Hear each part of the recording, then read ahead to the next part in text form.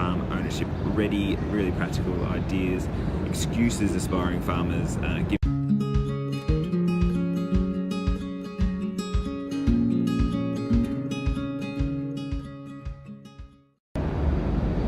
Well, g'day everybody, Sam Marwood here from Cultivate Farms, and welcome to episode 66 of Cultivate Farms TV.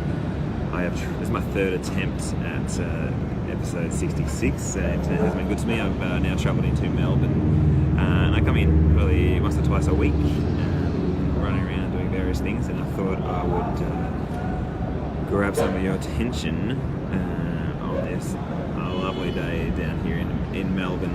I'm giving you an update on all things we're doing to try and make it possible for you to own a farm, or if you're a retiring farmer, how to step back and back an awesome next-gen farmer and step back and scale up. So this week we're going to talk about speaking gigs that I've been doing. We have launched the second ever crowdfunding program for farmland in Australia. Are you ready for investors? I asked some hard questions, jobs that you can do to get in front of more retiring farmers. This is a bit of a cheeky one, I like this one. 3 ways to get farm ownership ready, really practical ideas, excuses aspiring farmers give to us, which we've had enough of, and we're going to squash them. We have matched our 7th farm, this time in Tasmania. Everything's happening in Tassie at the moment, and 21 farms sitting on the website in the real world as well, waiting for you to click and connect. So let's get cracking. We have 577 members, which is amazing. We love every single one of them. Because of your support, we're able to build momentum, and we are greedy for more. We want that to be 5,000 members at least. So we've had 17 more since the last time we spoke, and please sign up if you haven't. You are missing out because we're finding more and more retiring farmers and investors are scrolling through the database of farmers and headhunting them and telling us, I'd like to talk to this person, we connect you up. If you aren't on the database, there's a chance you'll miss out on your dream farm, and that is a shame, so get signed up. We encourage you to sign up as a premium member because you get to talk to us and work through a farm ownership plan and lots of other perks, including membership with Mercado, market analysis, which is amazing value. Speaking gigs, we have been asked to present at a number of events over the last year, and last month and this month coming up in November, things are heating up. So we've had 2 events. One is in Armidale with Ebor Beef. So they're a group of farmers who get together and help each other to sell their products, which is a great idea. So about 150 people there in Armidale, great town. It reminds me of Albury, where I lived for a number of years. And I think it was the best presentation I've ever had. The reception was amazing. I think it's because we've got real case studies now that people can see and connect with, which is brilliant. So we spoke after with a number of retiring and aspiring farmers, and continuing those discussions now.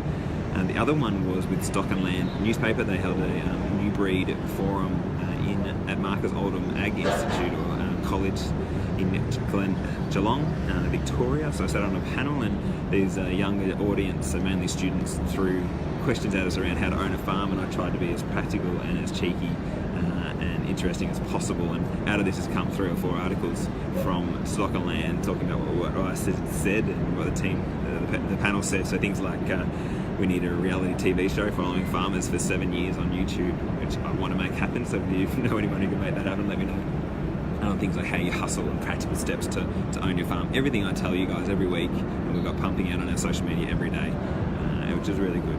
I am speaking at 3 more events this coming month in November. Young Beef Producers Forum in Queensland, Top Rail Grazier event in far north Queensland, that's going to be amazing, and Holbrook Land Care Group in Riverina, New South Wales.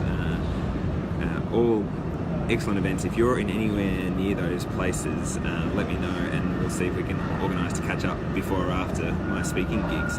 And also, if you're involved in any sort of ag farming event, we would love to have a chance to come and talk. We provide something a little bit different and gets people thinking who are attending, and we enjoy it as well. It's a great way to get our word out, so please let us know. We have launched our second ever crowdfunding, Australia's second ever crowdfunding campaign for a farm. It's with Domicom. We've been talking about Domicom for a number of years, it's probably a year now, and it's with a retiring farmer, Jody, who's been a champion of ours and been involved with us for a while now, and she's now selling half of her farm to the crowd. She'll retain 48% for $2,500 minimum. People can buy into a farm, and the aim is they'll get a lease of 5%, and we'll get an aspiring farmer on with Jody. She can free up the cash, she scale the farm, smashed it out of the park. So we think this is an amazing opportunity. It's part of a broader next generation farmer program we've got with Domacom, all about working with retiring farmers who want to step back and not sell everything but free up some cash. They can sell it to the crowd, and that cash can then go towards scaling up the farm with a next gen farmer. It's a great, really solid model. And so we encourage you, please share this. Share the link is there below. Tell everyone about it so that we can make this a success and go again and get even more investors involved. And for your farm as well, if you want to farm, this is a great way of finding that equity and the capital to own it, is reaching out to the crowd. We're connecting the city back to the bush as well. There's nothing more powerful than owning something to connect people. So all these investors will be connected with that farm, will want to buy the produce, and be part of that farming journey. Probably free labour as well, think of it that way. So are you ready for a retiring farmer or investor to contact you? Let's say I give you a call tomorrow. So this is a bit of a shout out to get you thinking about, have you got the skills you need? But let's say I gave you a call tomorrow and said, I've got a retiring farmer or investor who's just scrolled through the website and found you, and they've said, you are a red hot goer, what you're doing sounds amazing, you live in the area I want to farm, you have the values aligned. They're probably unsure of whether you can do it though. So I want to know that you have been working hard to build your farm skills so that you, when this phone call comes, you can go, yep, I'm absolutely ready, I know how to run a farm, I can do the finances, I know how to run it day to day, I understand livestock or vegetables or whatever it might be that your passion is. But you need to make sure that you are ready. Don't just sit around hoping that someone comes to you. If they do come to you, they still want to know you're good enough. So I guess that's the focus of ours, is around this farm ready. What are you doing to get farm ready? Well, how are you hustling to build your skills, build your networks, get those advisors around you to make sure that they are helping you get your knowledge up to scratch. Just really encourage you, do a skills audit. Think about, if I called you tomorrow, would you honestly be able to say you are ready to jump on a farm opportunity that we're about to bring you? And we've had these phone calls, and these farms have been ready. I just want to make sure you are ready. You only live once. Just make sure you are living it well and getting yourself prepared. So we're thinking about how to get your face in front of retirement age farmers, and this is a key way for you to open up opportunities for you to own your farm. If you find someone who wants to hand the farm on to you, you've done 90% of the work, and now it's about finding the money or whatever the options are with that farmer.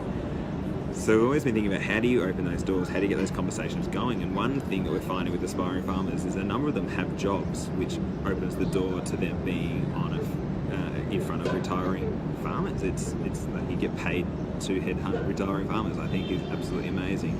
And I'm about to list some ideas below. And so this may mean that you need to quit and start a new job, or maybe there's other ways. I've got some ideas around, if you've still got a job that doesn't allow you to do it, there's other ways for you to get in front of these people.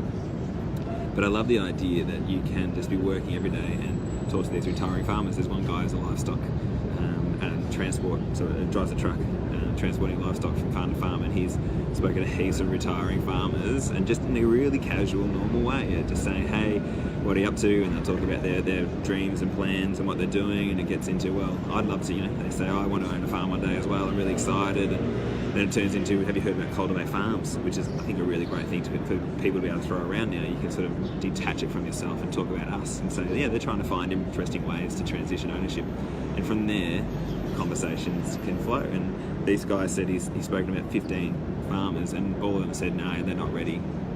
But I said, and he's got his plan, he's going to do it 100 more times. So that's what you got to do. You just got to keep getting there and asking.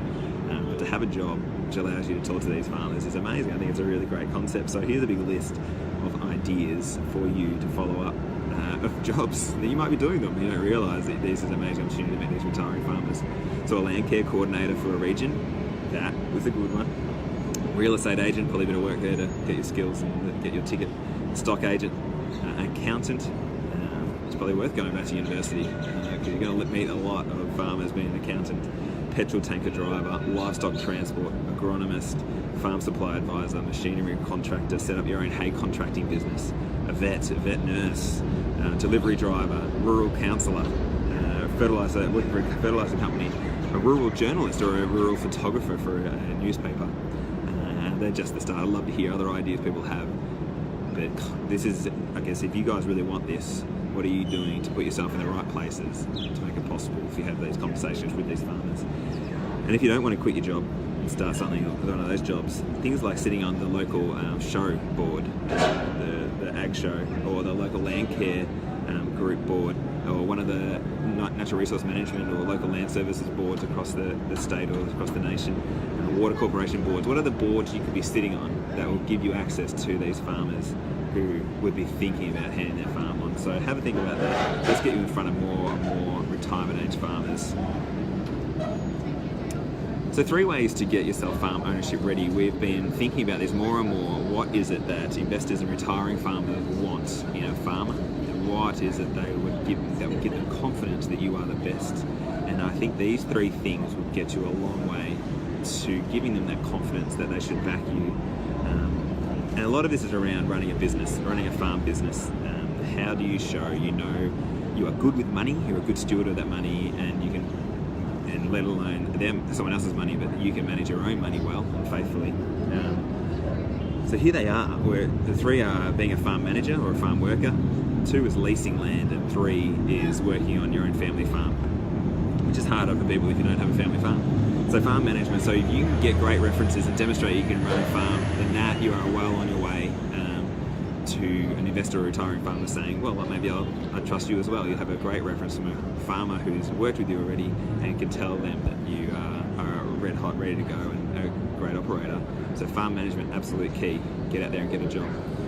Leasing, if you can't work on a farm, I encourage you to get a small block of land to lease. Build a little business around leasing land. I know it's hard to get leased land as well, but get out there, and I think that should be your intent, is to show that I'm investing my own money into a farm operation. I want to have a crack at this, and I want to be able to apply these skills to your farm investor or retiring farmer. So I really encourage you to think about leasing. And the third is if you've got a family farm and you don't necessarily want to keep working on that farm, but I'd encourage you to work on there, build your skills on that farm, and think about, well, what next farm is it that I'm going to go on to? And I can show people, I've worked on this family farm, I know how to operate, I know how to run the books, I know how to make money, therefore trust me to do the same on your farm. So they're the 3 synthesized ways for you to get farm ownership ready through real world running businesses. I can't emphasize that enough. For example, our first farm match with the investor was Claire and Mark Coates. They were leasing land for a couple of years and had a business model. So this gave the investor complete confidence that they knew what they're doing, they're risking their own money, they'll be able to do well with their money. So excuses aspiring farmers are giving us that then for why they're not going out and headhunting retirement age farmers. Here are the 2 main ones. All the farmers in our district will have will hand their farm on to their own kids. And the second is retiring farmers will just sell to the corporates, and I can't compete with corporates. And these are the 2 common excuses that we don't want to hear anymore, that we don't think they are actually excuses.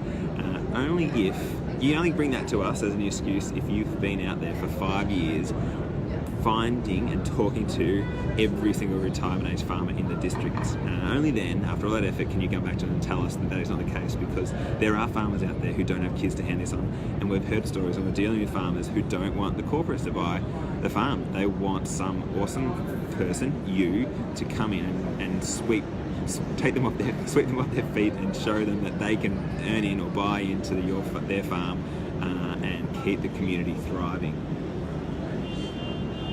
I just think this is such a solid concept that if you're not driving up driveways, if you're not asking people about farmers, if you haven't got your little black book with all your farmer addresses on there, you are never going to know if that is true, that there are farmers out there who will back you.